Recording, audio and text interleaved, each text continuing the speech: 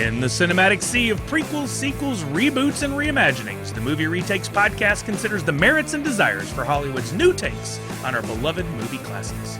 Brothers Matt and Chris Sully examine the latest retake franchises, pitch their own original retake visions, and share their love for the movies that made them. This is Big Sully. And this is Matt, Big Booty Sully. Booty as in treasure, not the behind. Ain't got much there. But today is a treasure because we have a great episode for you. I'm really excited about this one. I think most of you will be excited about this one because we are going to talk Goonies.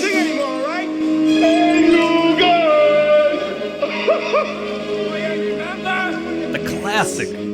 Cue the Cyndi Lauper music. Oh, yeah. Oh, man. It's, I've seen this thing 100 times, and we'll watch it 100 more times. Gotten to introduce it to my daughter, which is fantastic, and she had a great time with it too. So it's going to be one of those never-ending enjoyments, and I'm sure it's the same for all you out there too. Welcome to Movie Retakes.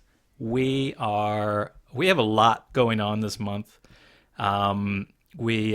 First of all, if you're not following us over on Twitter and YouTube and Twitch is a vital one right now because this is the month of Movie Retakes. We are doing so many events over there, live episodes, trivia dedicated episodes.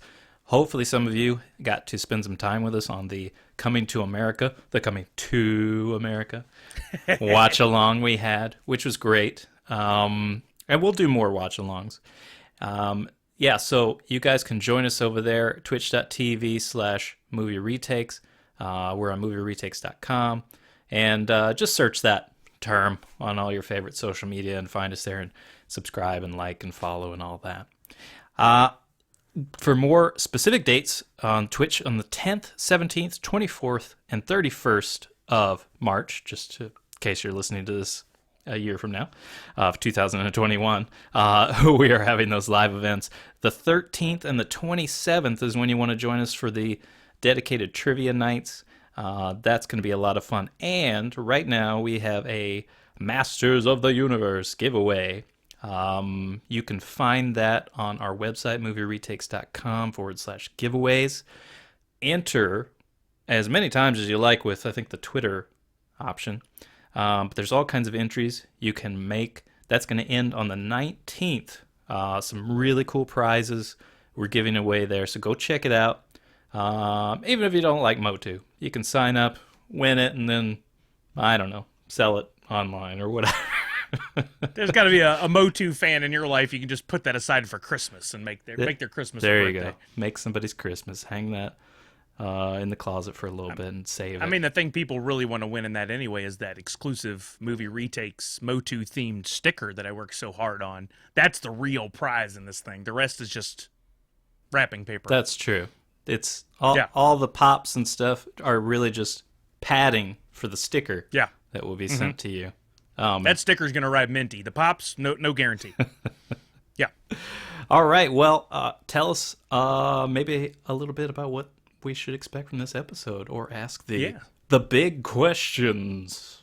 We got some important ones to answer during the special What If episode of Movie Retakes. First question, when is a weenie something else? Second, which actress was in Lethal Weapon and Die Hard? And third, who bled for the Goonies movie? Yeah. Bled. Oof, ominous. Yeah. We'll find out. First, what you watching?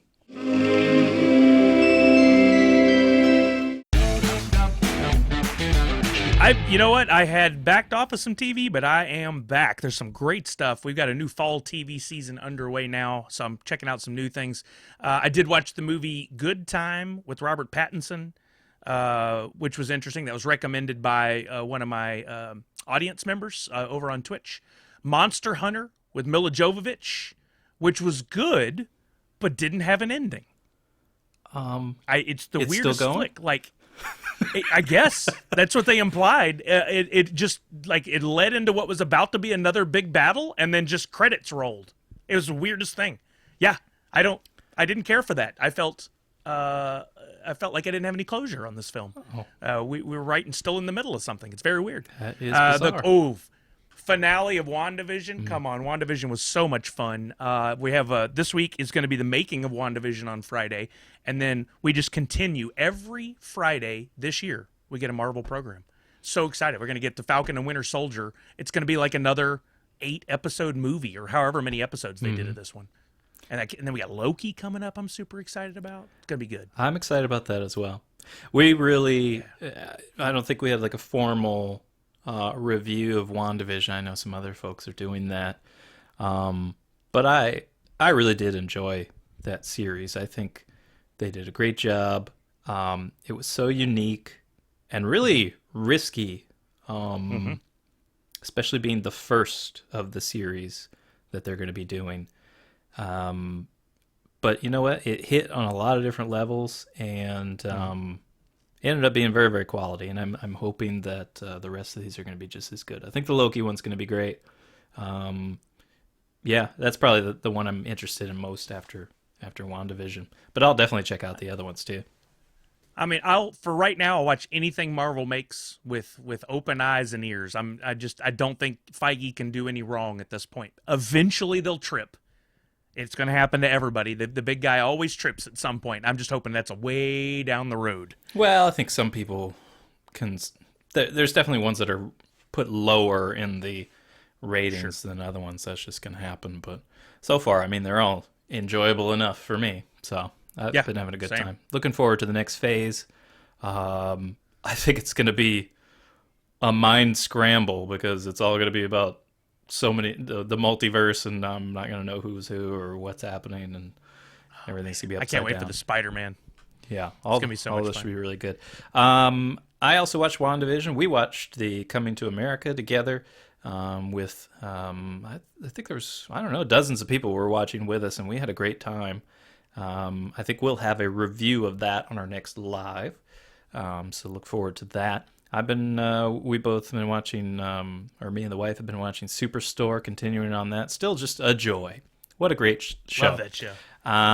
We also watched Soap Dish. It's kind of an old Sally Field movie. Now I'd say it's weird to say it's old, but it is actually. Kevin Kline. Fantastic, hilarious as always. And my lady Elizabeth Shue's in there, so always with the shoe fetish. She's fantastic.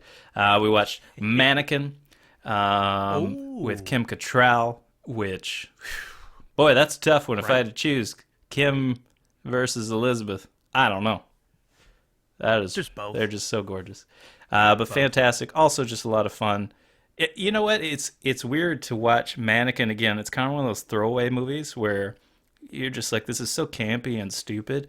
But there was actually some pretty. I'm not gonna go in and say there's like a real depth to it. But there was actually some pretty clever stuff that was in there that I may not have noticed on the surface on first viewing many years ago.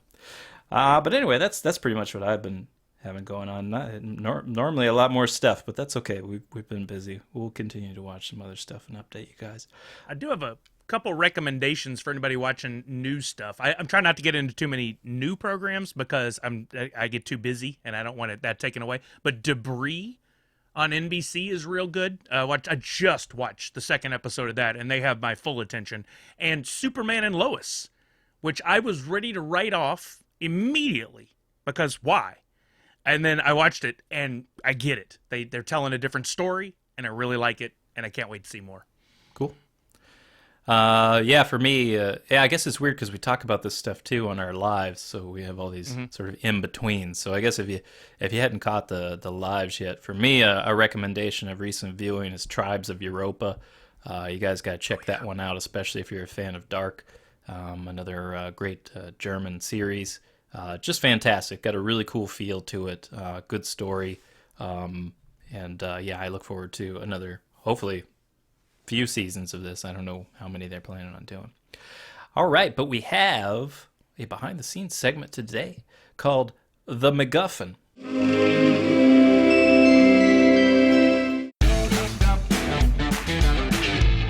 don't know how many people have heard that term, but you may have. In the Goonies, everyone is seeking a long-lost treasure. It's the elusive and mysterious reward, which drives the plot and adventure, more generically known in fiction as the MacGuffin, that's spelled MacGuffin. Pearl White, a silent film era actress, referred to all sought-after objects as the Weenie. The Weenie could be anything from a roll of film to a rare diamond, or specific items like the Holy Grail or the Maltese Falcon. Though even a weenie could become this object of desire, a different term thankfully emerged in the 1930s, gaining traction thanks to Alfred Hitchcock. English screenwriter Angus MacPhail, who often worked with Hitchcock, described the MacGuffin as an object, device, or event that is necessary to the plot and motivation of the characters, but otherwise insignificant. Hitchcock felt the MacGuffin was the thing spies were after, but was inconsequential to the audience. Filmmaker Yves Levandier claims it is a secret that motivates the villain, while the protagonist may not care for the object as much as the predicament it has caused. George Lucas argues that not only should the hero and villain care about the MacGuffin, but the audience should as well. Lucas's R2-D2 is the MacGuffin of Episode 4. The Ark is the MacGuffin in Raiders of the Lost Ark. Whatever it is, the MacGuffin's initially perceived insignificance is no more. It has fueled the creativity of filmmakers for decades. It's sent heroes running into danger and villains on murderous rampages. The MacGuffin has sent us to the edge of our seats and resolved adventures with its dramatic recovery. The MacGuffin is every new movie we hope is as good as its trailer, and right now the MacGuffin is the theater itself, a treasure we long for once again.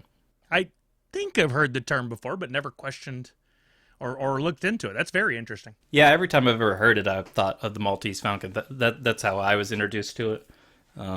Just that it was the thing that everybody was after. You know, it's that disc of, it's got whatever on there, the thing that's going to destroy the world or reveal all the secret agents' identities or whatever.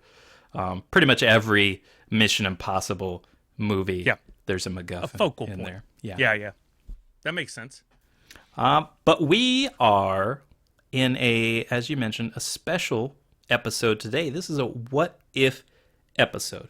And we've done one of these before with Spaceballs. Spaceballs, yeah. Last season we did What If for Spaceballs, and that was a lot of fun. And what we mean by What If is basically there is nothing declared yet in the works for a sequel or a reboot, but it's a movie that we love so much and has been around for so long that everybody at one point has talked about doing something with it, right? Some kind of continuation, and we want to offer that here as well, as we do with our pitches, the unique part of this podcast where we write a sequel or a reboot or a reimagining, our own unique vision for the continuation of an existing franchise. And today, it's Goonies. Look,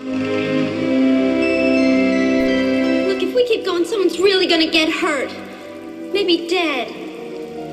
Besides, we gotta get to the police. Maybe Chunk already got to the police. Maybe Chunk is dead. Don't say that. Never say that. Goonies never say die. Yeah, when we started this, our guiding light, our mission was to pick films that there was a declared something, some sort of retake for. And a lot of people come at me with, hey, you should do this movie. Hey, you should do this movie. I'm like, well, no sequels have been designated. Nothing's been. And then we threw in this What If, which is a real curveball. But, I mean, to be honest, we need content. We didn't know that COVID was going to happen when we started all this. And we thought, hey, there's always going to be some news coming out. And then the world went on pause. So we threw these curveballs in there. It is still not going to be our main focus, but it is fun to visit these films from time to time. And who knows, maybe us talking about it will help make What If a reality in some of these movies' cases. Or maybe, like some of my friends, no, don't touch Goonies.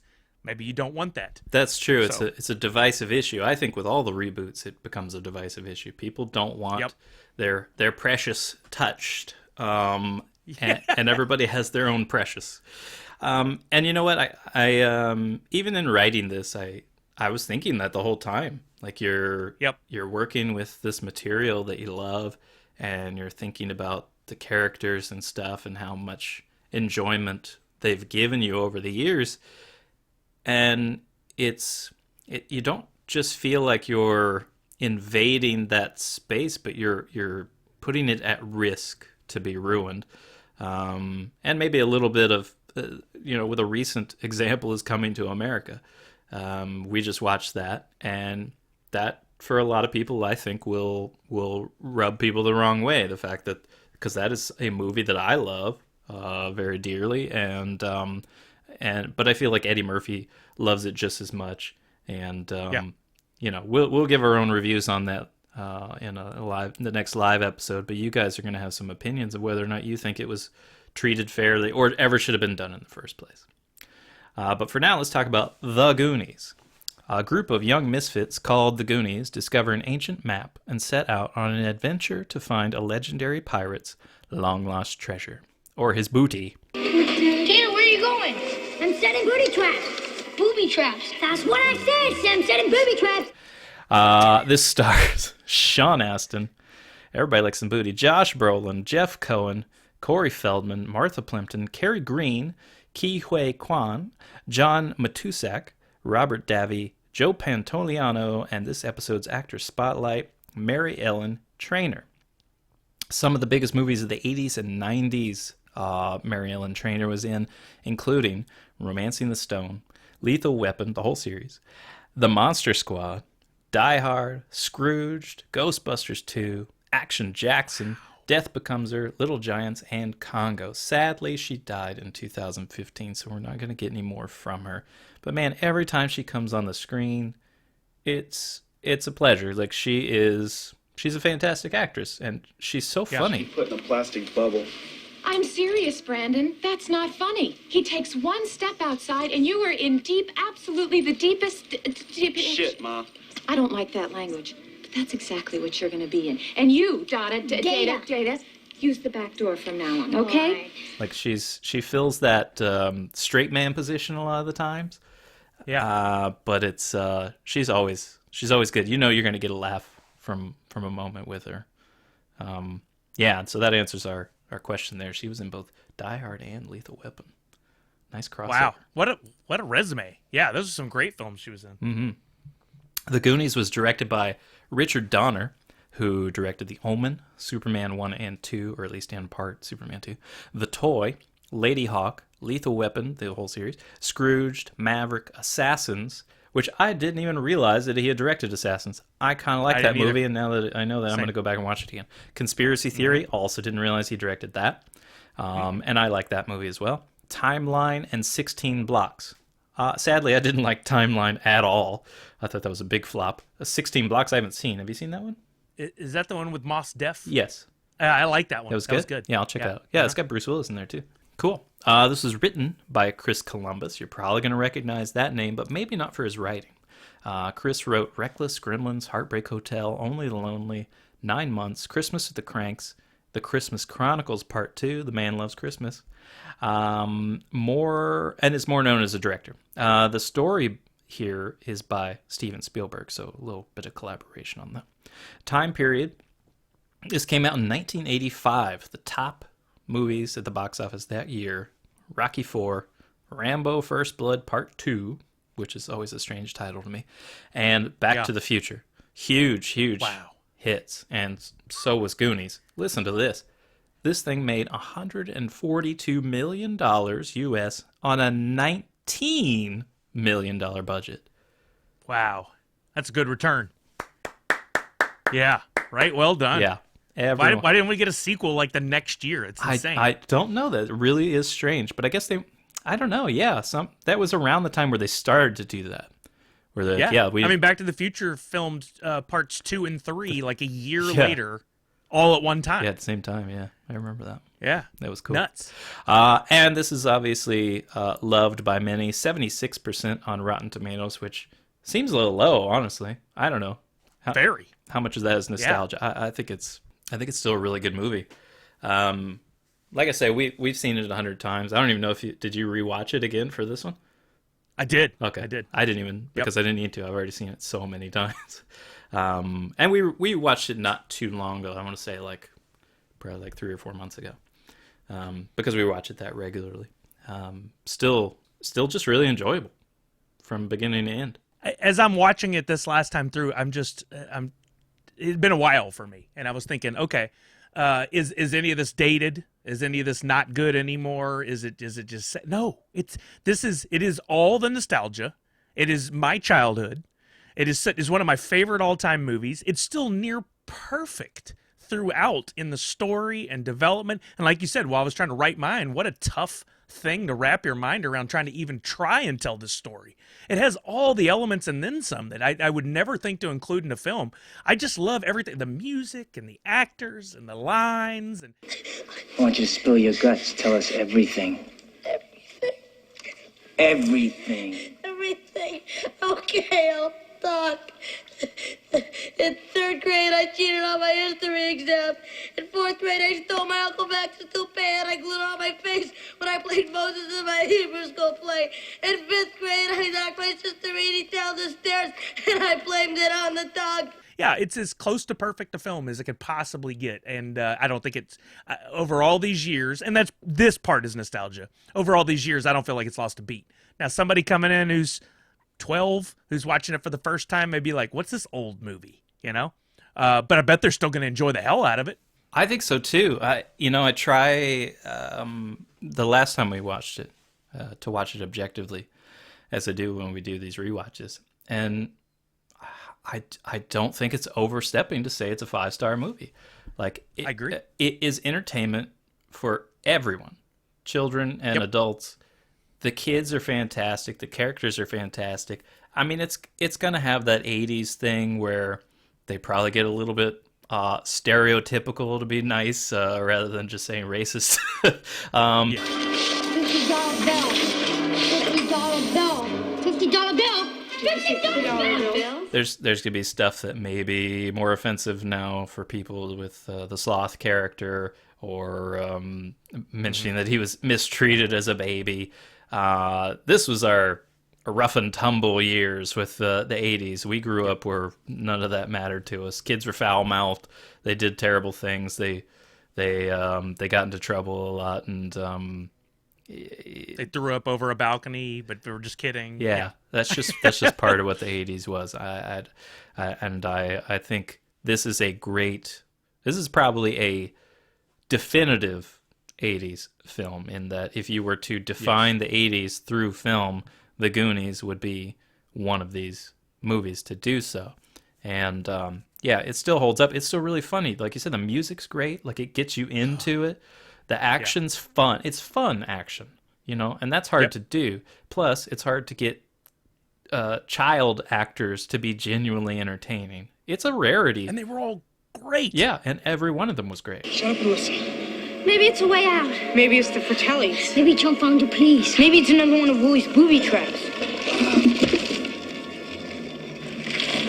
Fran, God put that rock there for a purpose, and I'm not so sure you should move it or anything. Yeah, there were no duds. There was not that one kid you go, oh, they should have recast him. Nope. No, Perfect. casting was brilliant. Yeah, everybody still held up. And like I said, genuinely entertaining. If for some reason you've been on another planet and have not yet seen The Goonies, welcome to Earth. Watch The Goonies. What are you doing here? Stop this, watch it, then come back. Thanks for listening to our podcast. A rare first thing that you might stumble on Earth. But welcome, and go watch The Goonies right away. All right, before we get into our pitches, do we have a keyword? Yes. Ironically, last episode was the one time we didn't provide a keyword, and yet we had a giveaway for that topic. So we're going to put keywords back in because we will have more giveaways coming up. The keyword this week is Donner. Donner, as in the last name of the director. It would be too obvious to make it One-Eyed Willie or Sloth or Chunk. And if you type that word in, you're going to be met with a because you cheated. The keyword is Donner, and that's the last time we'll give it to you today. Enjoy. It's also one of Santa's reindeer.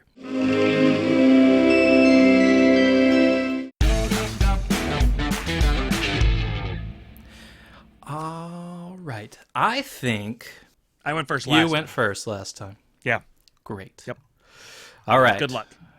Well, sir, So are we gonna wait? We got to set up what this part is. Wait, I'll do that, and then you can do yours. So the retake part here, for those who don't know, and I think this is what sets our podcast apart from all the others, is we took the time to watch the film. We reviewed the film. In a little bit, we're going to give you some behind the scenes fun stuff. But this part is all us. we each have developed a film, a retake for Goonies. That could be a sequel, a prequel, a spinoff, whatever, a series, all of our own doing. We're going to give it a title. We're going to give it a director. We're going to pick stars. Maybe we could leave one of those parts out if we want, but we're going to give a story, a synopsis of what this film would be. We have hopes here. One, maybe someone in Hollywood will be listening and go, we need to hire these brothers. They'll be just as big as the Russo brothers. It'll be huge. Let's have them do our film. Or two, they'll make the film and it'll be an exact rip-off of us and we can sue them. Or three, it's just entertaining for you guys who listen to the podcast and you'll like or dislike what we came up with and it'll be something to talk about. But here we go. My brother is going to give his retake for Goonies and then I'm going to give you mine. Go for it, brother. All right. You know me, I like a sequel. I like to see where the characters have gone in all these years, and that's what we're going to do with this one. This one's titled The Goonies 2 Treasures Lost. I'm going to keep all the original Goonies and the Fratellis, and then I have a Mexican child when they head down to Mexico. Spoiler alert. Marcel Ruiz, who's actually Puerto Rican, he's going to play the part of the Kid, that's all I named him was the Kid. This could be directed by David O. Russell, who directed Three Kings, The Fighter, Silver Linings Playbook, and American Hustle. I'm foregoing Richard Donner on this one. I'd like some new blood because I want to see this have a different sort of feel. Some throwback, obviously, in some of the content and the plot here, but I do want it to have a bit more of an adult feel because that's where we've gone. We're not the children Goonies anymore. We're the adults, so it should sort of deserve a different sort of look. All right, we open in a jungle. A pirate crew, exhausted and hurt, are emerging from a broken ruins. They're signaling defeat. Captain William, one of the men, says, "We can't go any further. There's traps." "I'm tired of robbing Spanish kings," William says, clearing the sweat from his eyes, both of them. "I want something real." William goes into the ruins and his crewmate calls after him, "Careful, Captain. Charles nearly lost an eye to one of them traps." See what I did there? Cut to a 1980s Ferrari pulls into a parking garage. Brand, sharp suit and slick salt and pepper hair, revs the engine as two women walk past. They laugh rather than showing any interest. 52, with a semblance of success, he walks to the local Starbucks, but instead of ordering at the counter, he steps behind it and dons a green apron. The manager scolds him for being late and tells him to stop wearing the same stupid suit every day. We watch Brand mess up orders and shun customers, displaying a general misery for his situation. On an extended break, he receives a phone call from Sloth Father's Pizza. It's Chunk, who he hasn't spoken to in decades. He says Mikey is missing, and he has no idea who to turn to. Brand says he's probably just off on an adventure like always, but Chunk says Mikey always tells him when he's leaving, and he's been gone for a week with no word. Brand gets fired by his boss, takes every dollar from the tip jar, and speeds away in his Ferrari. The GPS on his phone announces his destination of Astoria. The Portland cityscape fades behind him. We see Chunk come from the kitchen of Slothfather's Pizza to find Brand looking at pictures adorning the restaurant walls. Chunk, still heavy and excited, tells his story from after the gang's pirate treasure adventure, and we discover that through dispute in maritime and state law, a settlement was made. The Goon Docks were protected from becoming a golf course, and Mikey was declared the sole owner of One-Eyed Willie's treasure. After the state taking their share and taxes, Mikey had enough to give each Goonie $100,000, and he shared it without question. Chunk went to college, got married, while the Cohen family looked after Sloth. When Chunk returned home, they opened a pizza place together, and after Sloth passed away, Chunk kept it going. Singing comes from the kitchen, and out steps the Fratelli brothers. After prison, they sought out their brother and became full-time employees at the pizza place. Their incessant fighting continues despite their age. Brand asks how he can trust them. "They're criminals," he says. "I have nothing of value to steal," says Chunk. "This place has never been successful. Turns out slow and fat aren't what people want from their pizza guys. Plus, we don't do delivery. Once a Goonie, always a Goonie." We get brief details on the other Goonies. All besides Mikey moved out of Astoria long ago. Mouth has made a life marrying old widows to inherit their fortunes. Data switched from making useless gadgets to making useless software. His latest app tells you how far in the digestion process your last meal is.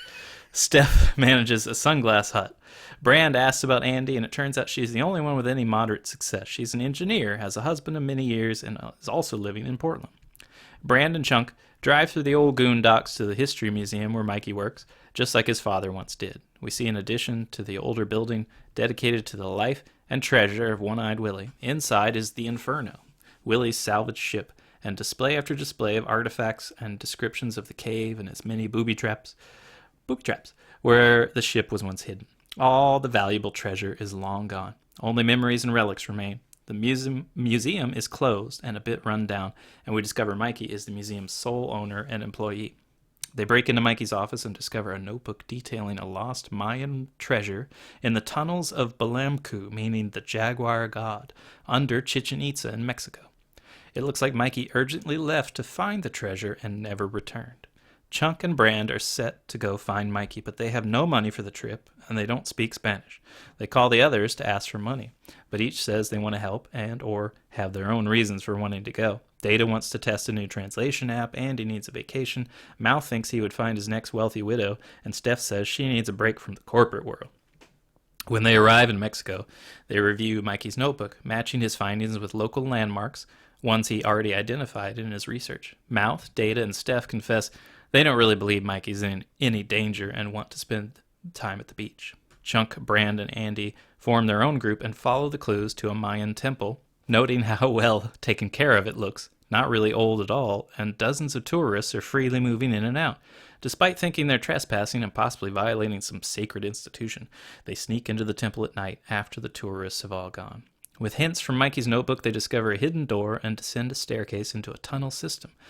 There, they see Mikey's jacket with the museum name on it and an artifact they think may come in handy. They solve a couple of booby traps, using their past knowledge and details from Mikey's book, saying how it all seems too easy and a bit juvenile. Then Chunk accidentally falls through a wall into a much older-looking area, a room filled with jaguar statues and relics that look genuinely ancient.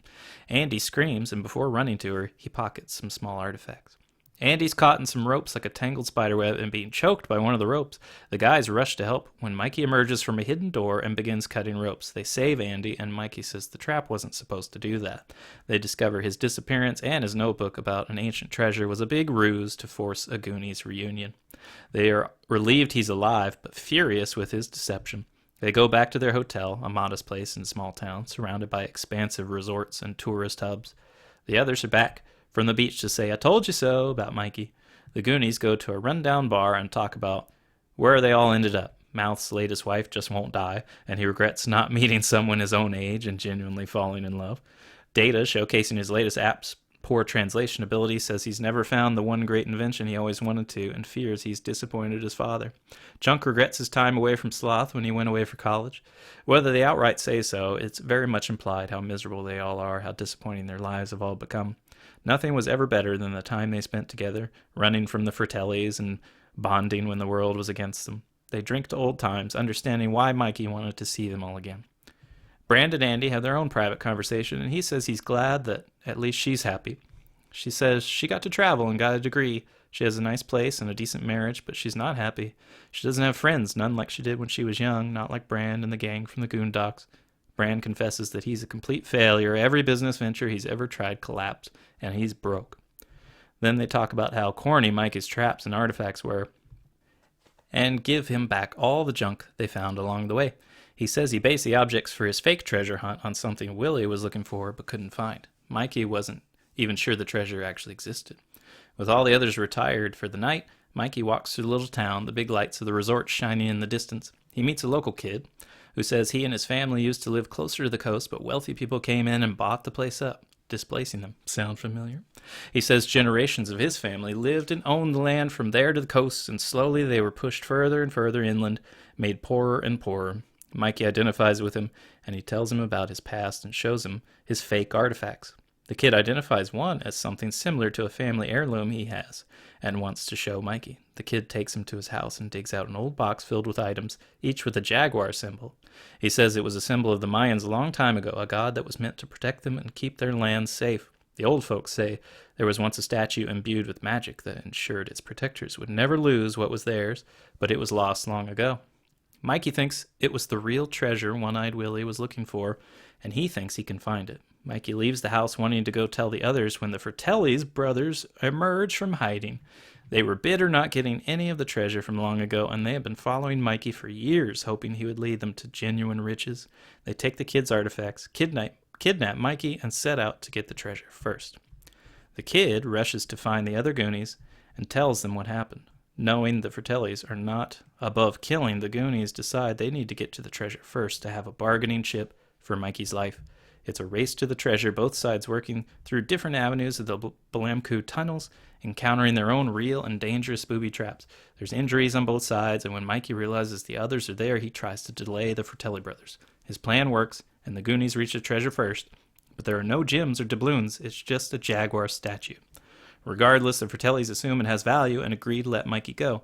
Once they do, though, Brand steps in. He says he's never had success, and he's not going to give up another and likely his last chance at finding him. He and the Fratellis fight until Mikey shouts over the brawl, "We had our time, guys. It's not our time anymore. This isn't our treasure. It belongs to these people, and they deserve a chance like we did. Sure, we didn't all end up where we thought we would, but who does? That's life. But don't overlook all the good things we had. You guys were able to go to college, see the world, run a pizza place, keep inventing.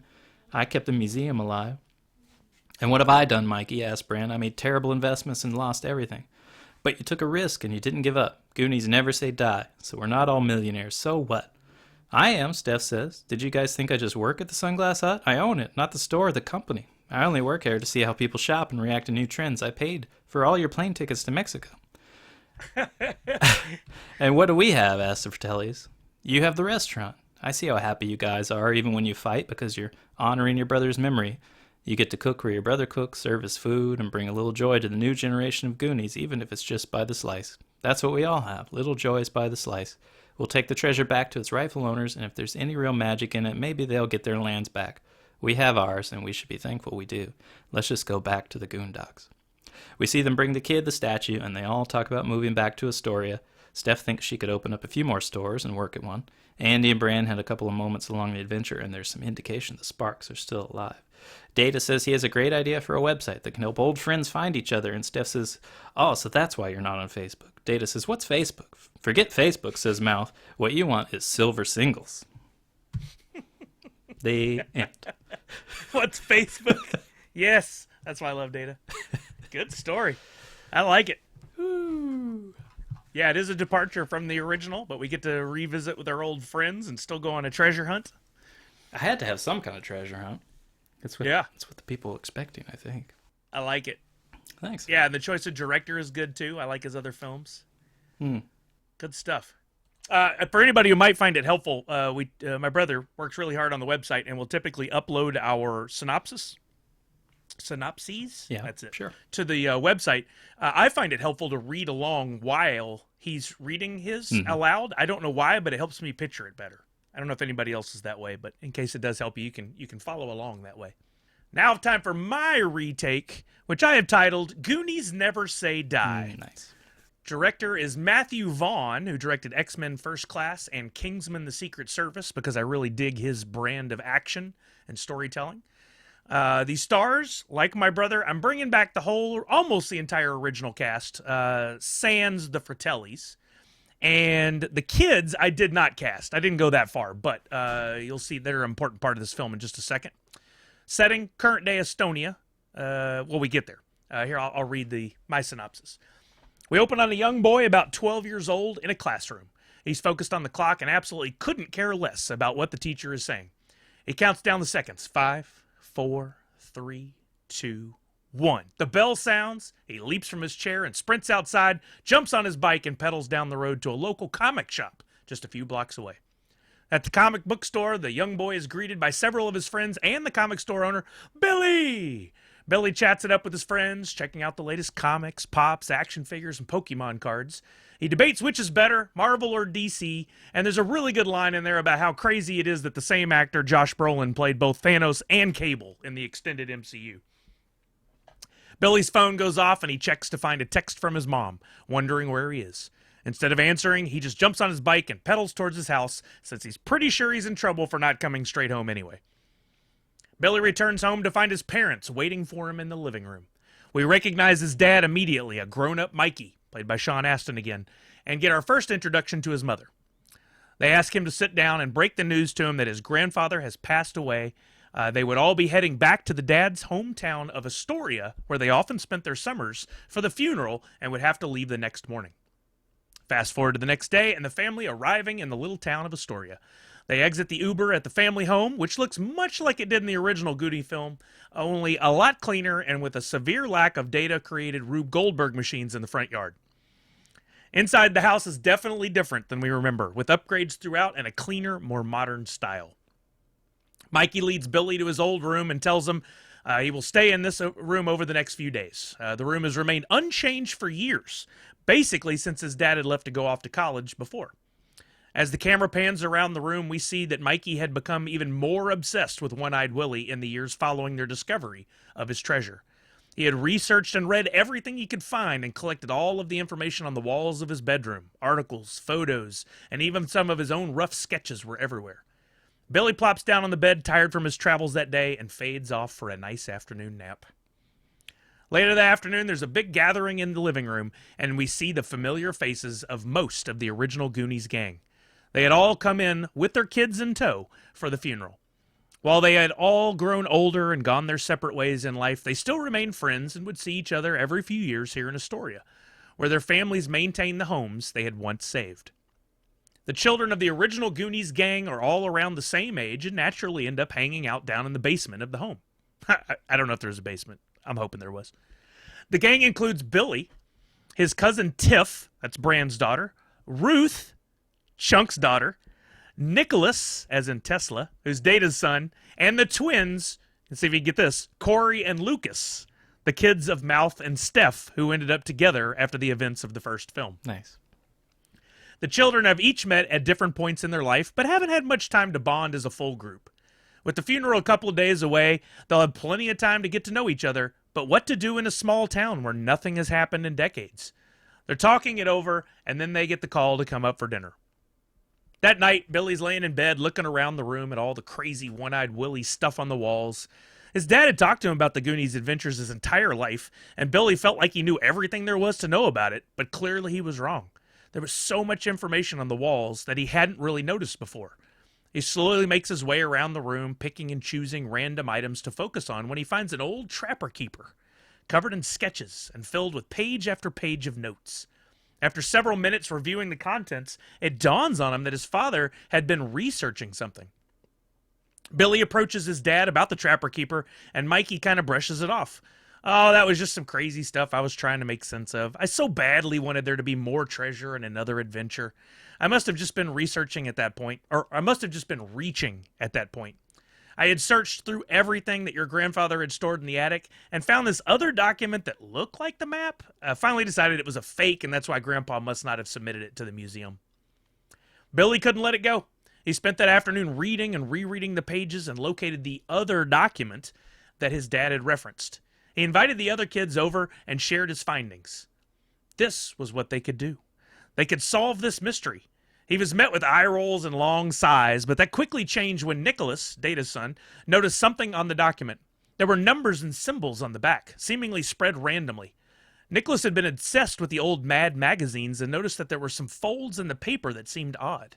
He was trying to solve the puzzle in his head already. He grabbed the document and carefully started to fold and refold the page. Eventually, he figured out the pattern and laid the page down in front of the group. An image and several words appeared before them. It was a very basic skull and the words Boveda Dos, which Google Translate quickly revealed to mean Vault 2. In an instant, everything changed and our movie kicks into high gear. The new Goonies 2.0 gang had found their thing to do and were off to the races. For whatever reason, and you can help fill in the blanks here if you want to write the story, they decided to head off on this adventure on their own, leaving their parents behind. We get a montage of them prepping their gear, charging their phones, and meeting up to return to the beach where their parents had emerged from the rocks years ago. Based on the document Mikey had found, there was another entrance not far from where the ship had been located before. An adventure very similar to the first film unfolds, and so I'm leaning into the nostalgia part here for me. The kids have to solve several puzzles as they work their way to what they hope is another vault full of treasure. We all know what goes here. The skills of the kids just so happen to align with the puzzles, and they solve them one by one as they progress further into the cave. What the kids couldn't count on were the covers, a bunch of individuals in small groups who had moved into the area near the beach after the pirate ship was found years ago. They were people from all walks of life that hoped to find something in the caves that the Goonies had originally found. At first, there were hundreds of them. Over the years, many had given up hope and left. New people showed up every so often, but after years of people coming up empty-handed, most had lost interest. Only a few of these covers remained now. They were ever watchful, always spying on anyone that approached the beach area. One such cover saw the kids and watched as they solved the first puzzle and found a secret entrance into the rocks a mile or two down the beach. He followed them into the caves, but they didn't have any idea. Fast forward to the big reveal, because, again, we kind of know what goes here. We can fill in the blanks later. Fast forward to the big reveal as the new Goonies find a separate cave full of riches like the ones found on One-Eyed Willie's ship. The kids were filling their pockets and celebrating when a man appeared from the shadows. The mysterious man, played by Kiefer Sutherland, reveals himself and demanded the kids hand over what they had uncovered. He begins to tie them up as he reveals that his old cellmate, Francis, had told him all about the treasure and he had never fully believed him, but couldn't let the opportunity pass him by. He had been living near the beach for years, hoping that someone would find something in those caves. What this new mystery man and the kids failed to remember is the original Goonies.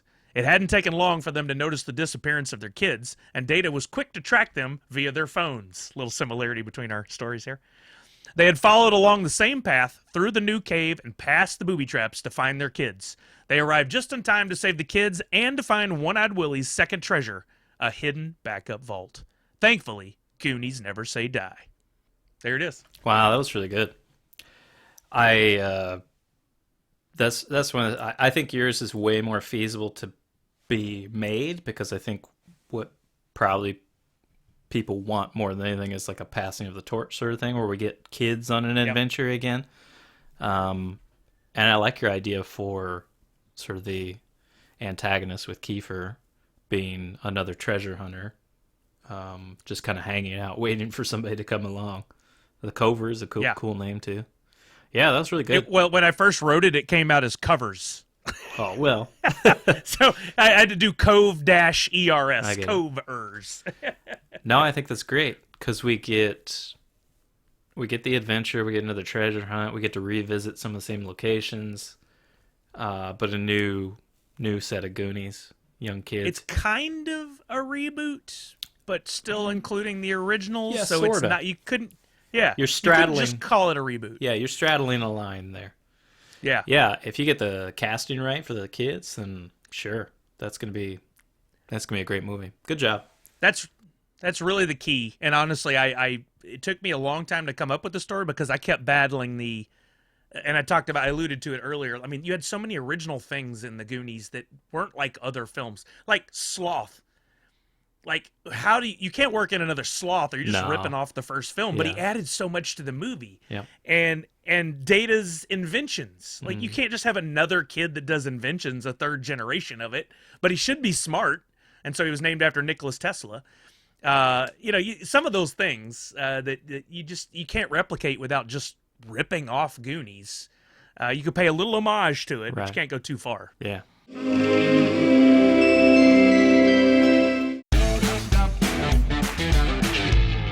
No, it's good though. I enjoyed that a lot. That was really good.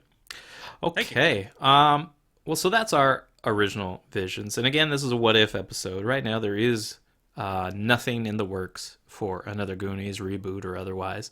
The last comment we got on it was when Spielberg and the gang was on Josh Gad's Reunited Apart episode. If you haven't watched that, you should check it out. It's really great to see the gang again. And he said, "We have had a lot of conversations about it, and every couple of years we come up with an idea, but then it doesn't hold water. The problem is the bar that the cast and filmmakers raised on this genre. I don't think we've really successfully been able to find an idea that is better than the Goonies that we made in the 80s. And so until we do, people are just going to have to look at this one 100 times. So just a small amount, not how many times we should really watch it. Yeah. And No, I fully believe that that's the problem. They just didn't want to put out crap, and they couldn't come close to that bar. Yeah. It seems so true on trying to write it. yeah, I appreciate that they respect it. Yeah, so that's great. Maybe one day we will get another Goonies, but my guess is it won't involve any of the original cast. It will be Agreed. Closer to yours, where it's just a whole new set of child actors. And you know what? That could be fun. There's a film on Netflix. I think I referred to it a couple of weeks ago. It's got Ohana in the title. Finding Ohana, I believe is what it's called. And they actually, it pays honor to Goonies, and Data is actually in it. Oh, cool. The adult actor that played Data, I should say. Kelly Hugh is in it. There's a couple kids in there, so you get it from the kids' perspective. It's not a ripoff of Goonies. It's a very different story. But if you haven't watched it, I recommend it. It's a good family viewing movie called Finding Ohana. Especially for, I know it's important these days to be representative of different groups that have often been neglected in film, and this really speaks a lot to Hawaiian culture. So for any Hawaiians, you may really, really enjoy this if you don't already know about it. And what's this available on again? Netflix here in the States. Great. Well, I will check that out.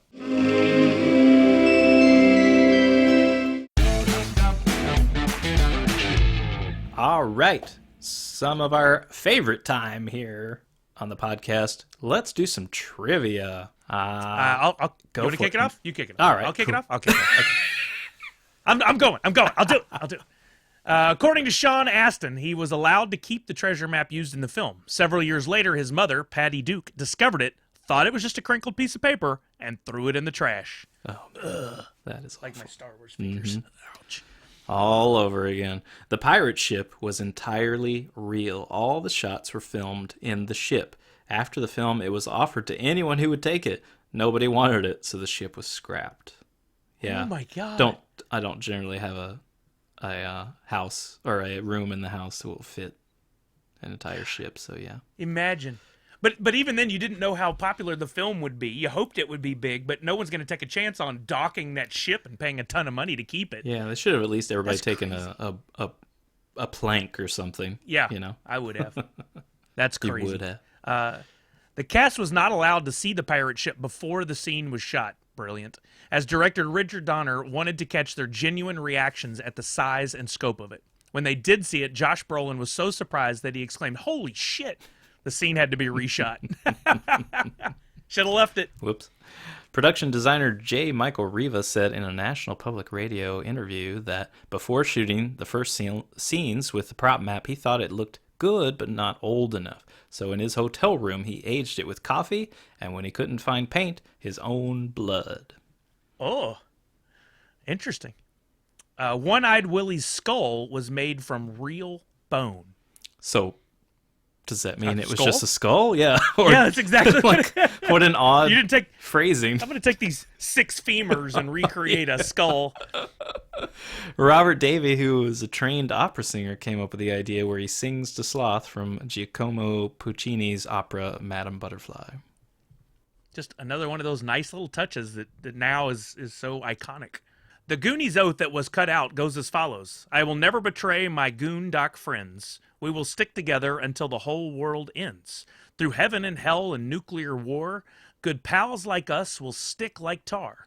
In the city or the country or the forest or the boonies, I am proudly declared a fellow Goonie. That's good. Sounds like something a kid would make up. Yep. Especially in the 80s with the nuclear war. We were always afraid of nuclear war. The bats were made of crumpled black pieces of crepe paper that were shot out of an air cannon. It seemed legit. Yeah. I mean, you knew it was fake, but it seemed pretty close to legit. Good to me. One-Eyed Willie's ship, the Inferno, was 105 feet long and took 2.5 months to construct. It was modeled after Errol Flynn's ship, the Seahawk, which came out in 1940. The sails required more than 7,000 square feet of material. The largest measured 30 foot by 60 foot. Yeah. Some of the ship's rigging was recycled for the Pirates of the Caribbean ship at Disneyland. No way! Which was being renovated at the time. So there's still a bit of it around at the Pirates of the Caribbean hopefully. ship I mean, at Disneyland. that exhibit, I think, is still there, right? That's cool. Yeah, it was there when we went. John Matusak's makeup took 5 hours to complete. He played Sloth. One of the eyes, which was out of place on the face, Had a place on the face. Was mechanically operated off-screen by remote control. Someone would count down, and Matusak would blink his other eye in synchronization. Wow. The cast was told not to get him wet in scenes outside of the pirate ship. Unfortunately, he did get wet, delaying filming for an entire day. Wow. I wondered about that because when I was doing the rewatch, one of the things I did notice was that his ears also wiggled. Yeah. That's crazy. Which was a nice touch. Yeah.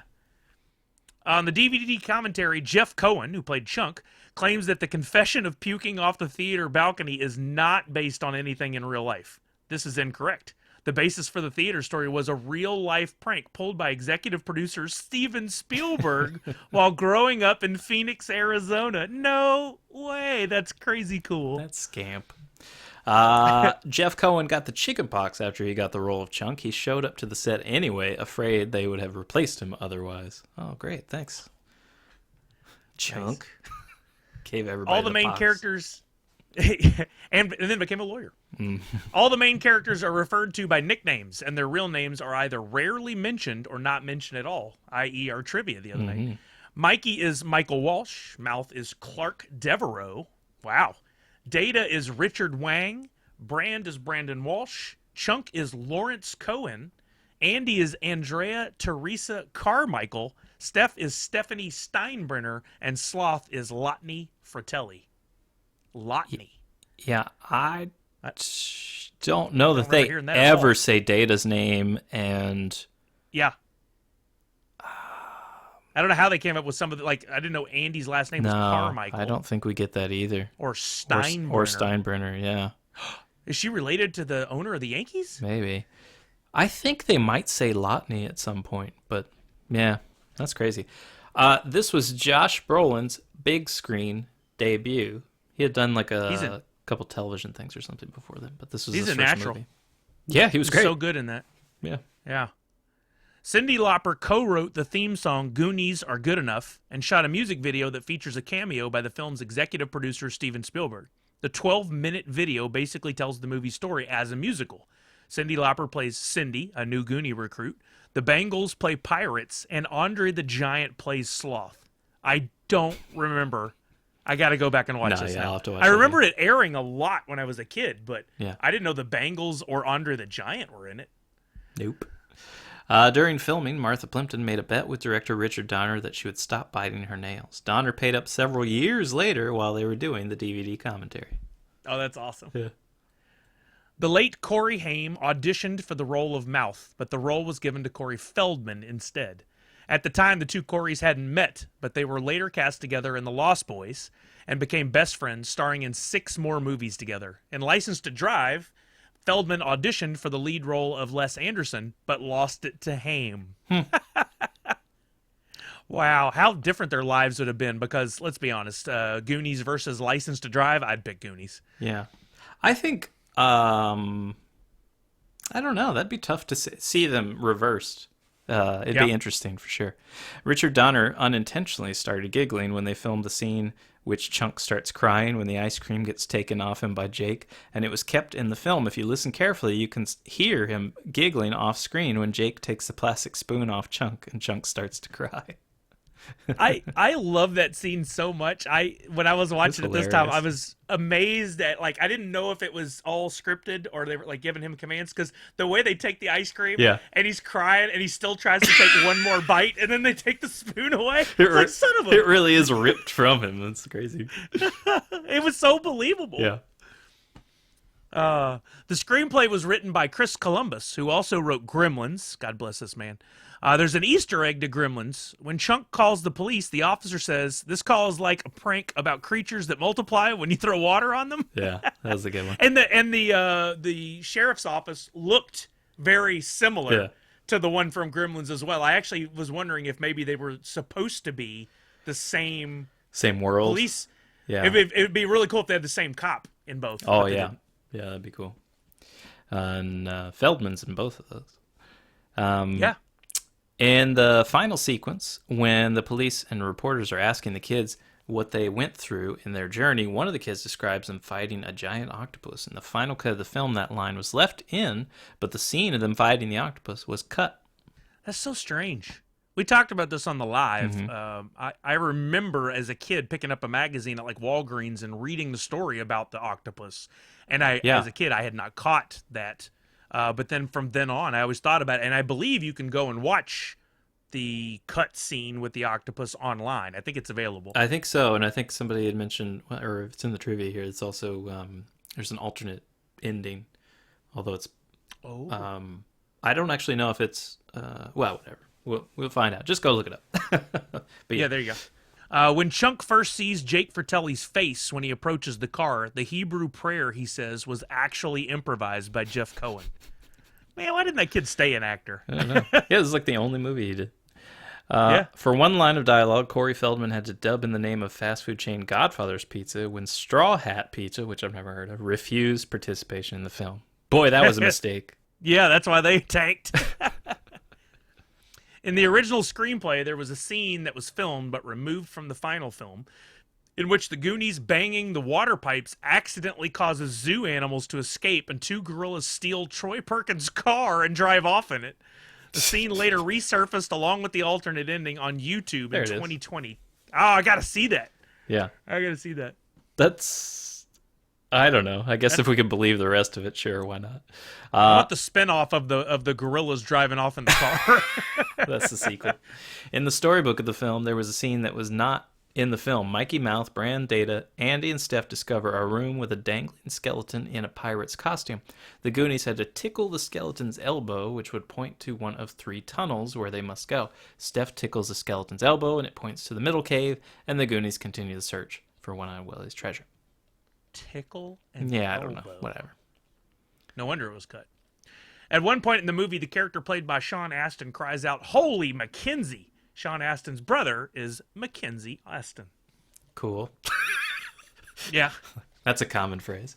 The shot where Brand is sent airborne on the Too Small bike has more than a passing resemblance, clothes, facial expression, shot composition, to the shot where Elliot's bike leaves the ground for the first time in E.T., the extraterrestrial. Spielberg directed E.T. and produced The Goonies.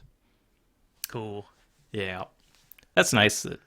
Spielberg and just that crew of like the 80s, they love nodding to each other's work, and that's really neat. Yeah. Spielberg and Lucas did it a lot throughout their films. All right. Well, had a great time. This was good. Another quality What If episode. We will do more of these as well as the regular sort of format. But we also remember we've got all the lives coming up this month and some trivia along with it. And we'll continue those in the later months. It just might not be every Wednesday. But we appreciate you coming by. If you haven't followed us over on all those social platforms and on Twitch, please do that. And I'm Matt. Be sure